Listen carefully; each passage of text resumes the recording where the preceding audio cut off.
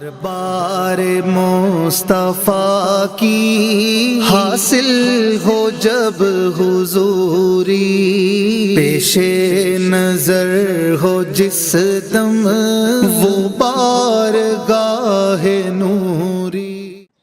آج کی میری اس گفتگو کا عنوان ہے علم دین کی فضیلت اور مدارس دینیہ کی ضرورت اور اہمیت۔ دعا ہے خالق کائنات جل وعلا ہم سب کا آنا جانا سننا سنانا اپنی پاک بارگاہ میں قبول فرما۔ انسان کی فطرت ہے کہ جب وہ کسی دوسرے شخص کے پاس کوئی نعمت دیکھتا ہے تو دل میں شوق پیدا ہوتا ہے کہ کاش یہ نعمت اللہ مجھے بھی عطا فرمائے۔ یہ جو جذبہ اور کیفیت انسان کے دل میں پیدا ہوتی ہے، عربی میں اسے غبطہ کہا جاتا ہے اور اردو میں اس کو رشک کہا جاتا ہے۔ اب سوال یہ ہے، رشک کس کے اوپر کرنا چاہیے؟ رشک کس پر آنا چاہیے؟ آج اس مادہ پرستی کے دور میں لوگ اپنے اپنے مزاج کے مطابق چیزوں کے اوپر رشک کرتے ہیں۔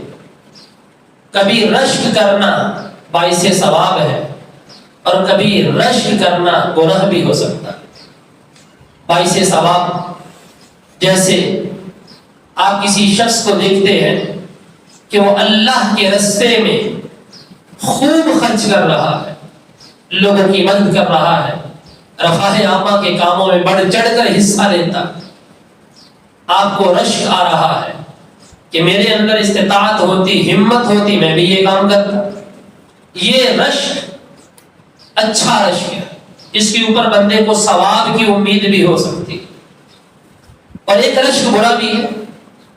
مثال کے طور پر کسی نے جوئے میں بہت بڑی رقم جیت لی اور اس کے دل کے اندر آیا کاش میں بھی جوا کھیلتا، مجھے بھی اتنا مال ملتا، تو یہ رشک برا رشک ہے۔ تو کس چیز کے اوپر رشک ہونا چاہیے؟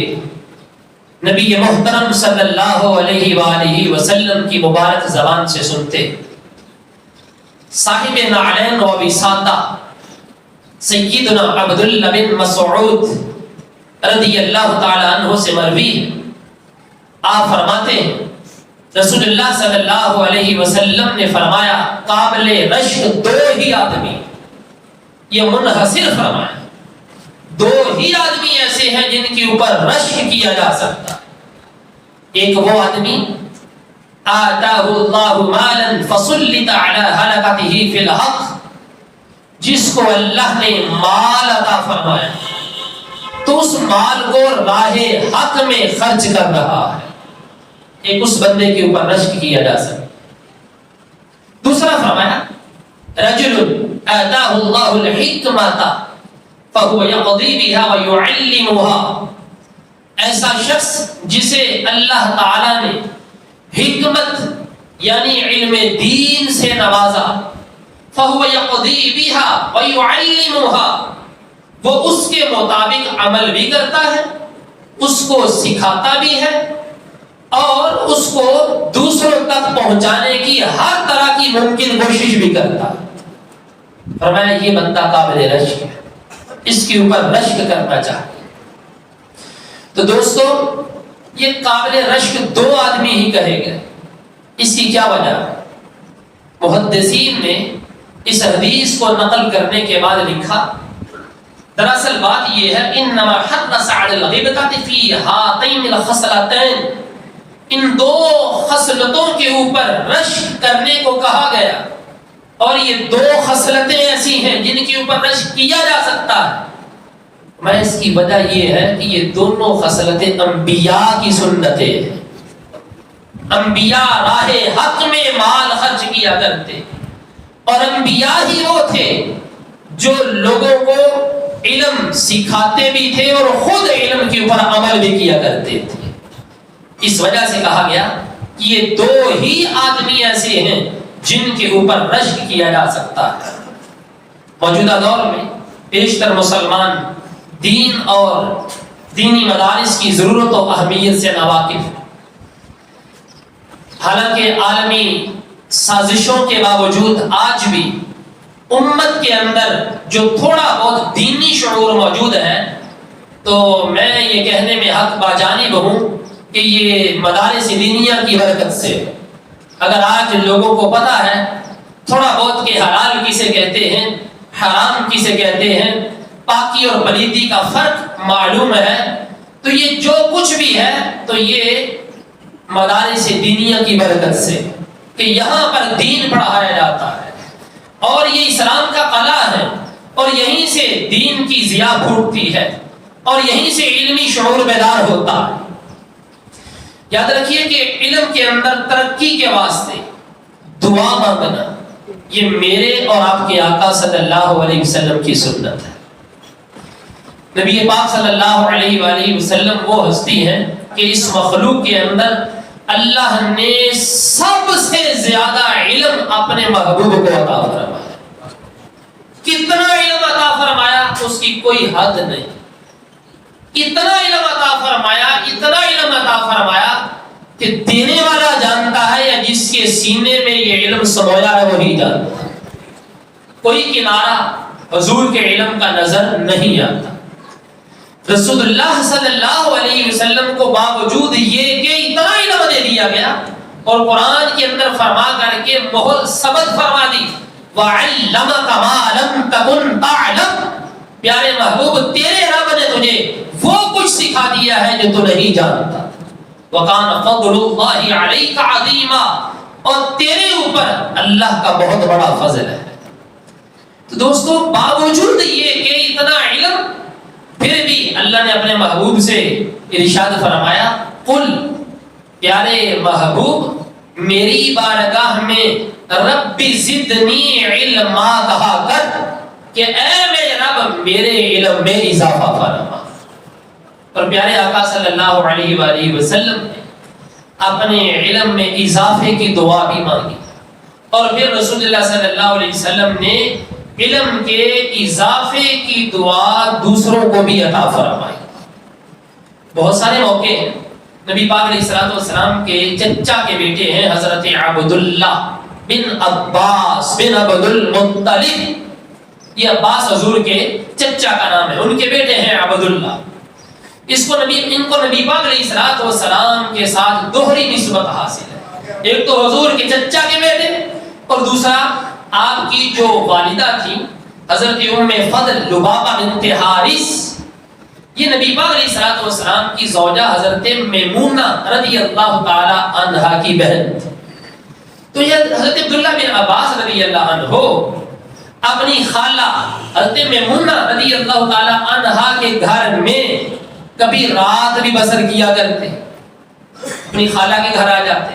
میمونہ رضی اللہ عنہ نبی پاک علیہ الصلوۃ والسلام کی زوجہ ہے، یعنی حضور کے گھر میں آ جاتے کہ خالہ کے پاس جانا ہے، تو نبی پاک علیہ الصلوۃ والسلام کے احوال کا مشاہدہ کرتے کہ حضور رات کو اٹھ کر کیسے اللہ کی عبادت کرتے۔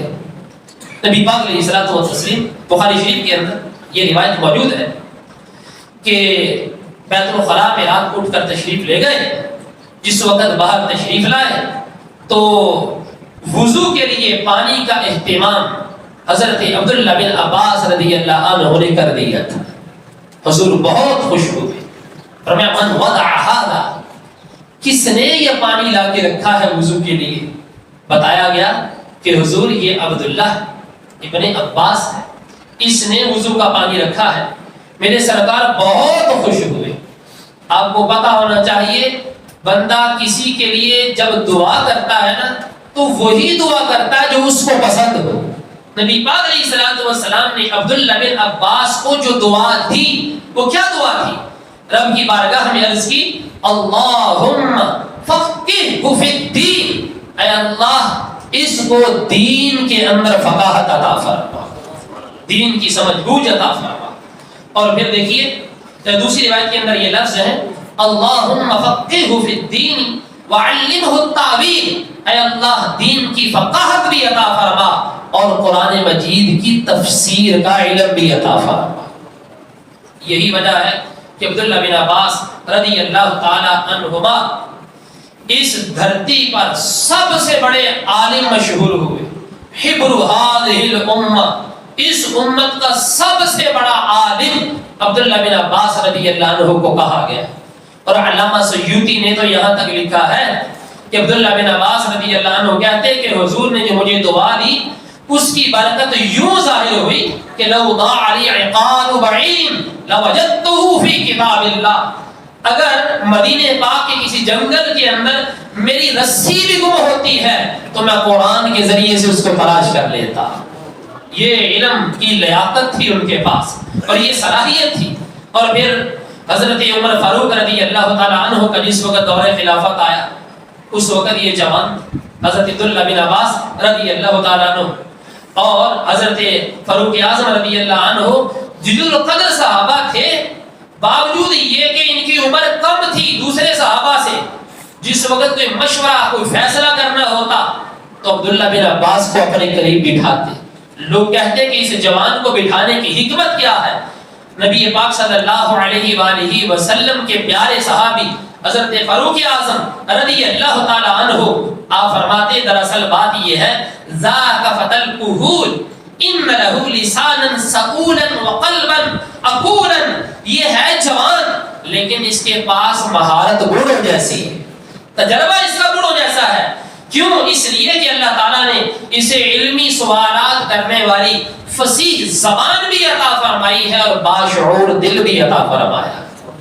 لسانا سؤولا وقلبا عقولا، یعنی کہ ایسا دل عطا فرمایا ہے کہ جو باشعور ہے۔ اور دوستو نبی پاک صلی اللہ علیہ وآلہ وسلم سے آپ نے جو دعا لی علم کی دعا، وہ خدمت گزاری کی وجہ سے حضور کی خدمت کی، تو حضور صلی اللہ علیہ وسلم نے دعائے علم سے ان کو یوں کہہ سکتے ہیں کہ منور فرمایا، ان کا سینہ روشن ہو گیا۔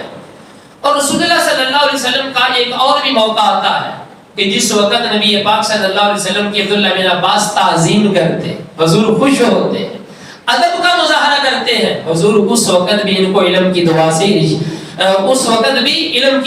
سے ان کو بابرکت کرتے ہیں۔ سنیے وہ کیا موقع تھا؟ نبی پاک صلی اللہ علیہ وسلم کے مبارک زمانے میں رات کے وقت حضور کے پیچھے نماز کے لیے کھڑے ہوتے ہیں۔ نبی پاک علیہ الصلوۃ والسلام نے اپنے مبارک ہاتھ سے ان کو پکڑا اور اپنے برابر میں کھڑا کر لیا۔ جس وقت نبی پاک علیہ الصلوۃ والسلام نماز کے اندر مشغول ہو گئے، اقبل رسول اللہ صلی اللہ علیہ وسلم علی صلاتہ، عبداللہ بن عباس کہتے ہیں خنست، میں پیچھے کھسک گیا، پیچھے آ گیا کہ میں اور حضور کے برابر کھڑا ہوں، لیکن یہ خیال نہ کیا کہ مجھے نبی پاک علیہ الصلوۃ والسلام نے خود اپنے برابر کھڑا کیا، یہ میری توجہ نہ گئی۔ اس خیال کے پیش نظر کہ حضور ہے تو میں پیچھے ہو گیا۔ جس وقت نبی پاک علیہ الصلوۃ والسلام نے سلام پھیرا، فرمایا ما شأنی اجعلک حذائی فتخنس، میں تمہیں اپنے برابر کھڑا کر رہا تھا اور تو پیچھے ہٹ گیا۔ عبداللہ بن عباس کہنے لگے یا رسول اللہ او ينبغي لأحد أن يصلي حذاءك وأنت رسول الله الذي أعطاك الله، میرے آقا اللہ نے آپ کو برگزیدہ رسول بنایا ہے اور آپ کو چنا ہے، اور میرے اندر اتنی جرأت کہ میں آپ کے قریب کھڑا ہو جاؤں نماز میں، میری غیرت گوارا نہیں کرتی کہ میں آپ کے برابر کھڑا ہو کے نماز پڑھوں۔ آپ فرماتے ہیں نبی پاک صلی اللہ علیہ وسلم مجھ سے بہت خوش ہوئے، اتنا خوش ہوئے کہ فدع اللہ لی ان یزیدنی علما وفہما، نبی پاک علیہ الصلوۃ والسلام نے اس وقت بھی مجھے دعائے علم سے منور فرمایا۔ کیا دعا دی؟ اے اللہ اس کے علم میں بھی اضافہ فرما، اس کے فہم میں بھی اضافہ فرما۔ پتہ یہ چلا کہ اپنے لیے علم کی دعا کرنا اور کسی دوسرے کے لیے علم کی دعا کرنا یہ نبی پاک صلی اللہ علیہ وآلہ وسلم کی سنت ہے۔ اب دوستو دعا کی تعلیم نبی پاک علیہ الصلوۃ والسلام نے مختلف مواقع پہ علم کی دعا مانگی.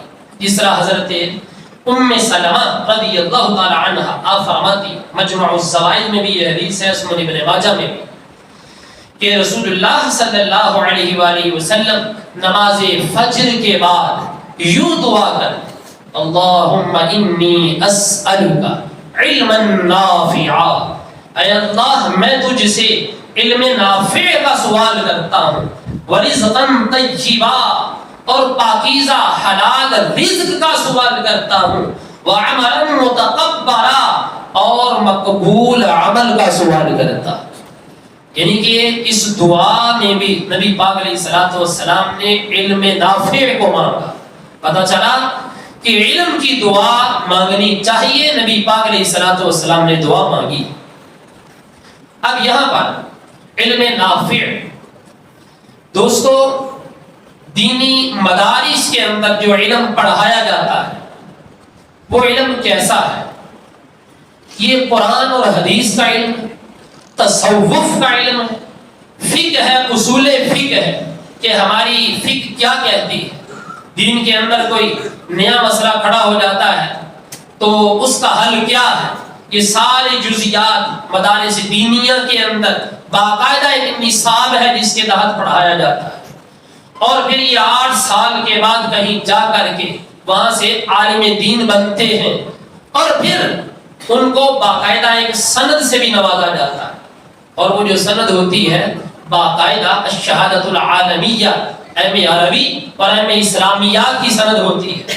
اور ہمارے ملک کے پاکستان کا جو سب سے بڑا ادارہ ہے ہائر ایجوکیشن، وہ باقاعدہ اس کے اوپر معادلہ سرٹیفکیٹ جاری کرتا ہے، اور اس کے اوپر باقاعدہ لکھا ہوا ہوتا ہے کہ یہ جو بندہ جس نے مدارس دینیہ سے یہ سند حاصل کی ہے یہ ایم عربی اور ایم اسلامیات کے بالکل مساوی.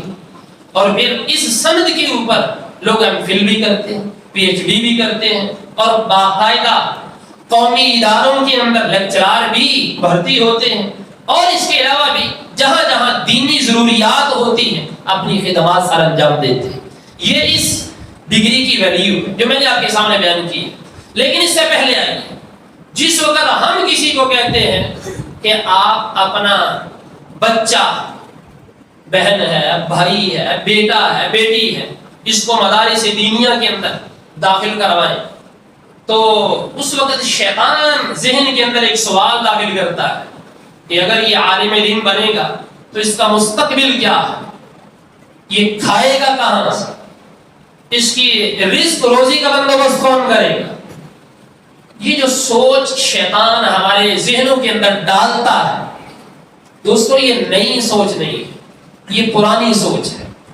پہلے یہ بات ذہن نشین کرنی چاہیے کہ روزی کی فکر میں نیکی چھوڑنا یہ جہالت ہے. روزی کی فکر میں ایک نیکی کا کام ہے، اس کو چھوڑنا یہ کیا ہے، حماقت بھی ہے اور جہالت بھی. اور دوسرے نمبر پر زمانہ جاہلیت کی اگر ہم بات کریں تو لوگ اپنے بچوں کو تنگ دستی کی وجہ سے قتل کیا کرتے تھے. قرآن نے اس کے اوپر گواہی دی. اللہ تعالیٰ نے قرآن پاک کے اندر فرمایا ہے وَلَا تَقْتُلُوا أَوْلَادَكُمْ، لوگوں املاق تنگ دستی کی وجہ سے اپنی اولاد کو قتل نہ کرو. نَحْنُ نَرْزُقُكُمْ وَإِيَّاهُمْ، تمہیں بھی ہم رزق دے رہے ہیں اور انہیں بھی ہم رزق دیں گے. رزق کا ذمہ اللہ کے اوپر ہے. اور یہ نہیں ہے کہ کوئی بندہ مدارس دینیہ کے اندر پڑھے تو پھر روزی کی فکر ہے، اور اگر اسکول اور کالجز اور یونیورسٹی کے اندر پڑھے تو روزی کی فکر نہیں. یاد رکھنا یہ جو روزی ہے، رزق ہے، اس کا علم اور جہالت کے ساتھ کوئی تعلق نہیں. نہ علم کے ساتھ تعلق ہے نہ جہالت کے ساتھ ہے. وہ کیوں؟ آپ نے بڑے بڑے جاہل لوگ دیکھے ہوں گے کہ جن کی پیسوں سے جیبیں بھری ہوئی، جیبیں ان کی بھری ہوئی ہیں پیسوں سے. اور بڑے بڑے دانشور بھی دیکھے ہوں گے کہ علم کی ڈگریاں ہیں لیکن خالی ہاتھ ہیں. ایسا بھی ہے. یہ رزق کا تعلق اللہ کے فضل کے ساتھ ہے. اللہ خود فرماتا ہے ان ربک یبسط الرزق لمن یشاء ویقدر انہ کان بعبادہ خبیرا بصیرا، بے شک تیرا رب جس کے لیے چاہتا ہے رزق کو وسیع کر دیتا ہے اور جس کے لیے چاہتا ہے رزق کو تنگ کر دیتا ہے، بے شک وہ اپنے بندوں سے باخبر ہے۔ تو دوستو رزق کا تعلق تو علم اور جہالت کے ساتھ ہے ہی، جب علم اور جہالت کے ساتھ ہے ہی نہیں، اس کا تعلق ہی اللہ کی مشیت کے ساتھ ہے، تو پھر ہمیں جس وقت مدارس دینیہ کی طرف کسی طالب علم کو لایا جاتا ہے کہ یہ کھائے گا کہاں سے، یہ فکر چھوڑنی چاہیے۔ دوسری طرف آئیے، جس وقت بندہ اپنے مالک جل وعلا کی رضا کے لیے علم دین حاصل کرتا ہے تو اللہ تبارک و تعالی دنیاوی بندوبست اس کے لیے فرما ہی دیتا ہے۔ یہ بندہ مومن کا عقیدہ و یقین ہونا چاہیے۔ میری اور آپ کی بات غلط ہو سکتی ہے، لیکن آقا کریم صلی اللہ علیہ وسلم کی مبارک زبان سے نکلے ہوئے جملے کبھی غلط اور جھوٹ نہیں ہو سکتے۔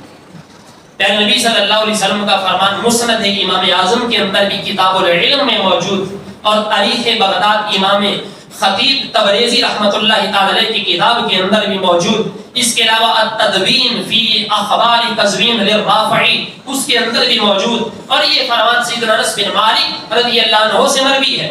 رسول اللہ صلی اللہ علیہ وسلم نے فرمایا من تفقہ فی دین اللہ کفاہ اللہ مہمہ ورزقہ من حیث لا یحتسب، جو اللہ کے دین کو سمجھنے کے لیے اپنے آپ کو وقف کرتا ہے، اپنے آپ کو لگا دیتا ہے اللہ کے دین کے واسطے، کفاہ اللہ مہمہ، اللہ تعالیٰ اس کے دین اور دنیا کے مقاصد میں کافی ہو جاتا ہے، ورزقہ من حیث لا یحتسب، ایسے بندے کو رزق وہاں سے عطا فرماتا ہے جہاں سے اس کا وہم و گمان بھی نہیں ہوتا، اپنی جناب سے رزق عطا فرماتا ہے۔ صرف یہی نہیں کہ طالب علم دین کے واسطے رزق کے دروازے کو کھلے ہوئے ہیں، دوستو ہماری شرع یہ بتاتی ہے جو لوگ طالب علم دین کی پشت پہ ہاتھ رکھتے ہیں، اس کے معاون و ممد بنتے ہیں، اللہ تعالیٰ ان کو بھی ان کی برکت سے روزی عطا فرماتا ہے۔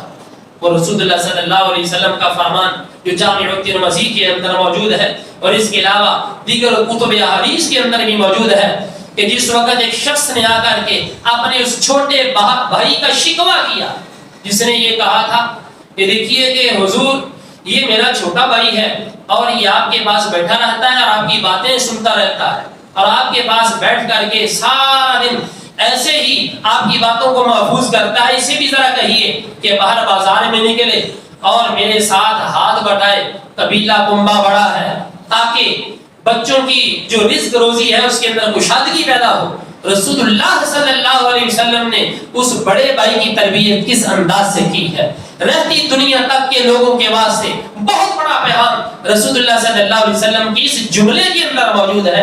میرے سرکار نے فرمایا لعلک ترزق بہ، تو یہ کہتا ہے کہ یہ چھوٹا ہے اور یہاں پر بیٹھ کے علم حاصل کرتا ہے، کام نہیں کرتا، فرمایا تجھے جو روزی مل رہی ہے اس کی وجہ سے مل رہی ہے، لعلک ترزق بہ، تجھے جو مل رہا ہے ترزق بہ، اس کی وجہ سے مل رہا ہے۔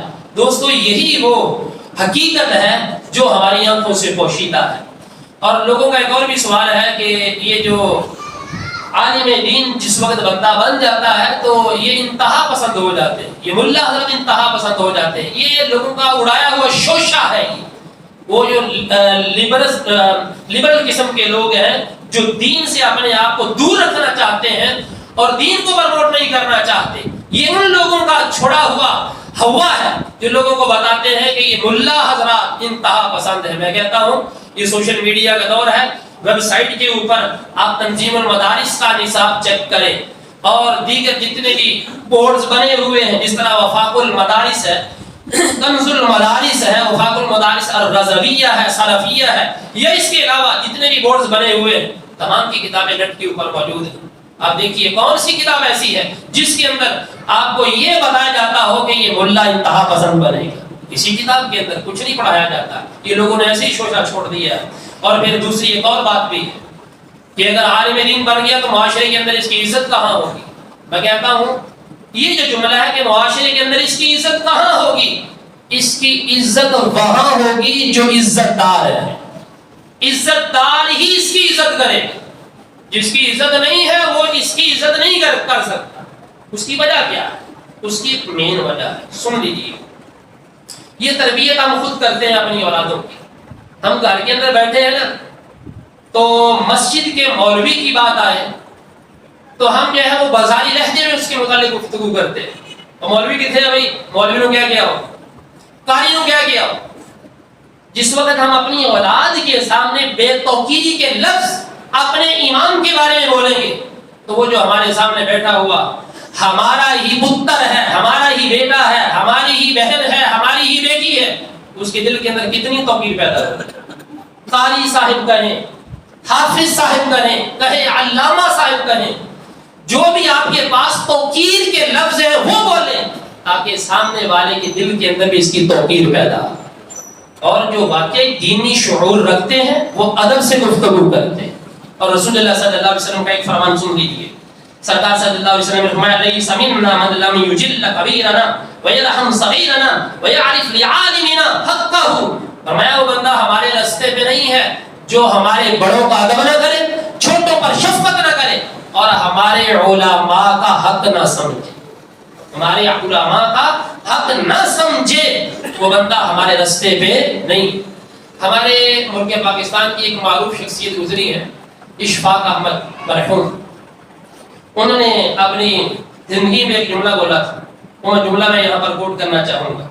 وہ کہتے ہیں کہ وہ لوگ جو علماء کے اوپر بلا وجہ تان و تشنی کرتے ہیں, بلا وجہ, ان کی ایک وجہ ہے.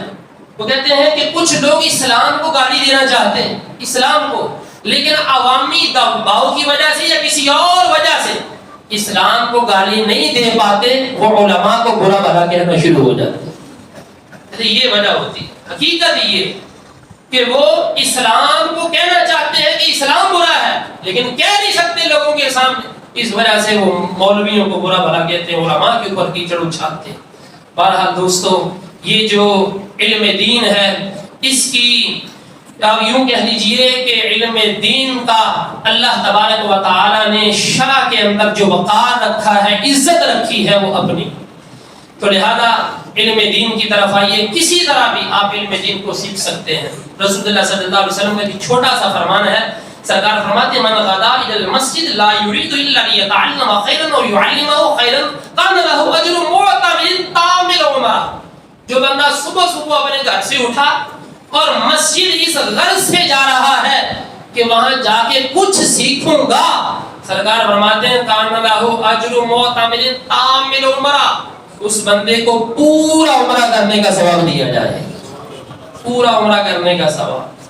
اس غرض سے صبح اٹھا کہ میں مسجد جاؤں گا, کچھ سیکھوں گا, لیتعلم, کچھ سیکھوں گا. دوستوں, مساجد کے اندر جو دین کی باتیں ہوتی ہیں سیکھنے کے لیے آیا کریں, بیٹھا کریں, علم وسیع ہوگا. الحمدللہ ثم الحمدللہ, اس مسجد کے اندر باقاعدہ بالترتیب بخاری شریف کا درس ہو رہا ہے, بالترتیب ہو رہا ہے اور روزانہ ہو رہا ہے. الحمدللہ, یہ اللہ تعالیٰ کی توفیق خیر ہے. اور سننے والے سنتے بھی ہیں, بیٹھنے والے بیٹھتے بھی ہیں. یہ ہمارا ایک ہوکا ہے جن کا جو ہم لگا رہے ہیں, اور یہ اللہ تعالیٰ ان کو سعادت عطا فرمائے جو محبت سے سنتے ہیں اور یہ سنتے رہیں, اور اس علمی حلقے کے اندر اللہ تعالیٰ مزید اضافہ فرمائے. تو کوشش کریں کچھ نہ کچھ حدیثیں سنیں. اور پھر یاد رکھنا اس کے اندر ایک اور چیز بھی ضروری ہے جو میں یہاں پر کرنا چاہوں گا. امام مسلم نے اپنے دیباچہ کے اندر, مسلم شریف کا دیباچہ جو انہوں نے لکھا ہے مقدمہ, اس کے اندر لکھا ہے ان ھذا العلم الدین, یہ علم دین ہے. فانظروا عمن تاخذون دینکم, تمہیں چاہیے کہ دیکھو تم اپنا دین کس سے لے رہے ہو, اپنا دین کس سے لے رہے ہو. صحیح العقیدہ سنی عالم دین سے اپنے علم کے اندر اضافہ کیجیے, جس کی گفتگو سننے کے بعد اللہ کی محبت, رسول کی محبت مزید بڑھے, اللہ کے نیک بندوں کی محبت مزید بڑھے. سمجھ لیجئے کہ یہاں پر کچھ نہ کچھ خدا کی معرفت موجود ہے. اور اگر سننے کے بعد شرک اور بدعت کی مشینیں چلنا شروع ہو جائے اور اہل اللہ سے دور کر دیا جائے تو سمجھ لیجئے کہ یہ علماء حق کا نہیں ہے, علماء سوء ہے. دعا ہے اللہ رب العزت ہم سب کو قرآن و سنت کے فہم کی برکتیں عطا فرمائے. اللہ رب العزت ہم سب پر نگاہ رحمت فرمائے. دنیا بھر کے مظلوم مسلمانوں کی مدد فرمائے. آمین و ما علیہ.